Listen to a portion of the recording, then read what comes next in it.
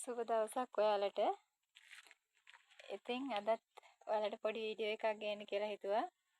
ඇත්තටම අද මම පැකේජ් එකක් නෙමෙයි ගෙනාවේ. මම එදා ඔයාලට වීඩියෝ එකක් දැම්මා මුල් කුණු වීමේ රෝගය ගැන විස්තර ටිකක්.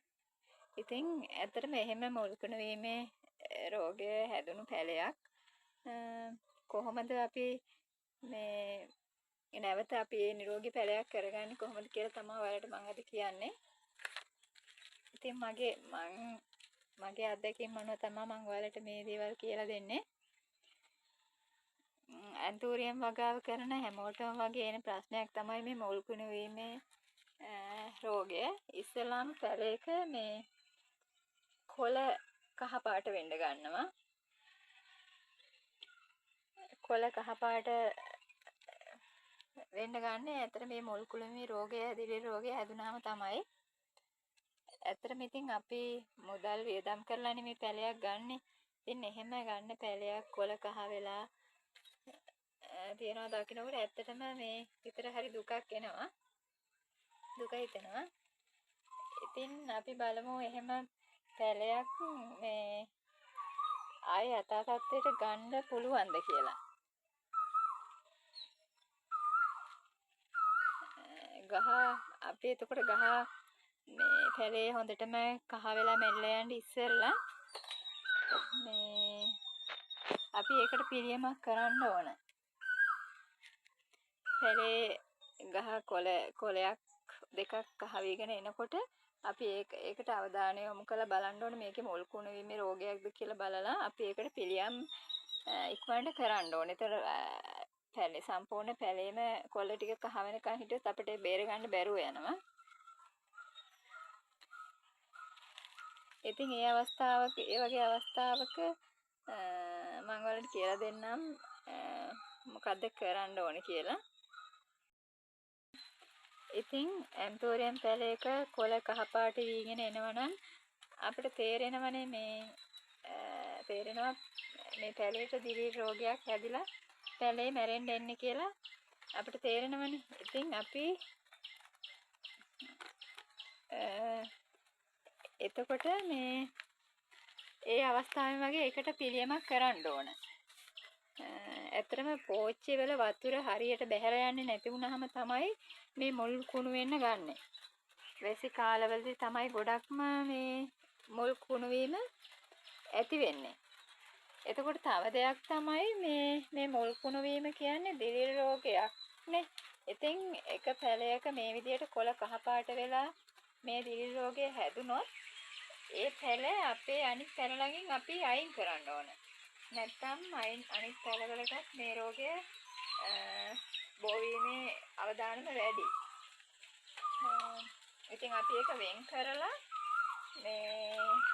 අපි මේ පැලේට ප්‍රතිකාරයක් කරන්න ඕන. එතකොට තව මම තව දෙයක් කියන්නම් ඔයාලට මේ කොළවලට හැදෙනවා තව දිලිර රෝගයක්. ඒකට පත්‍ර දිලිර රෝගයක්. ඒකට අපි යොදන්න ඕන පත්‍ර දිලිර නාශකයක්. ඉතින් අපි ඊට පස්සේ දැන් මම ඔයාලට කියන්නම් මේ පැලයක එහෙම කොළ කහ වෙලා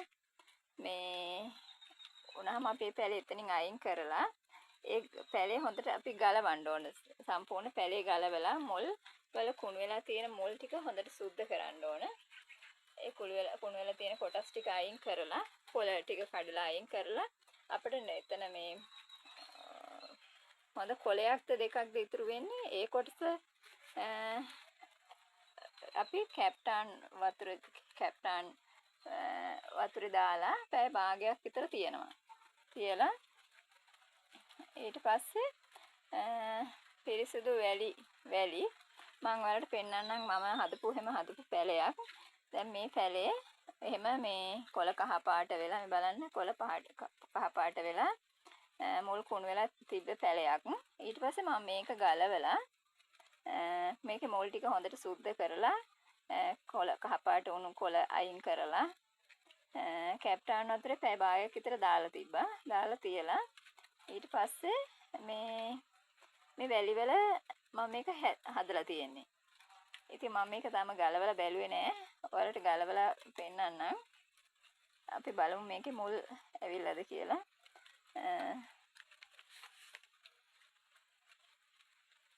ඔව් මේ බලන්නකෝ. මුල් එනවා තාම යාගේ. මෙයාගේ එක මුලක්වත් ඊට පස්සේ තිබ්බේ නෑ. මේ කඳ කොටස විතරයි තිබ්බේ. එයාගේ මුල් දැන් එන ගමන් තියෙන්නේ. මම තව පැලයක් ඔයාලට පෙන්නන්නම්. එහෙම හදපුව. මෙයා බලන්නකෝ මෙයා ලෙලි පැලයක්. මෙයාගේ කොළ කහ වෙලා මුල් කුණු වෙලා තිබ්බ පැලයක්. මම මෙයාත් ගලවලා ඔයාලට පෙන්නන්නම්.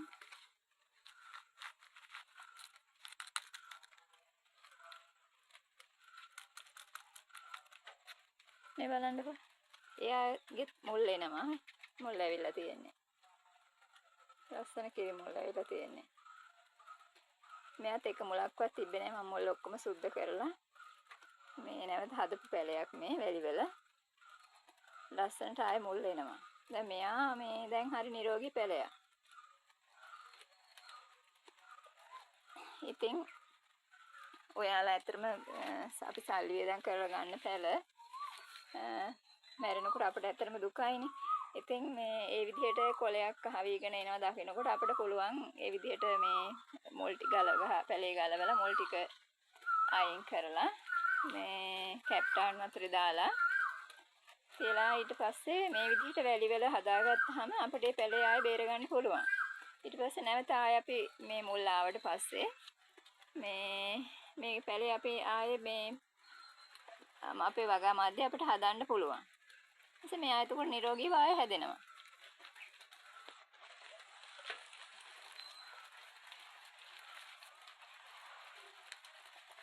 ඉතින් අපි වැහි කාලවලට මේ කොහොබත් කොකෝ ප්ලස් වැඩිපුර එකතු කරගන්න හොඳ නැහැ. එතකොට තමයි මේ මුල් කුණු වෙන්න බලන්නේ පැලවල.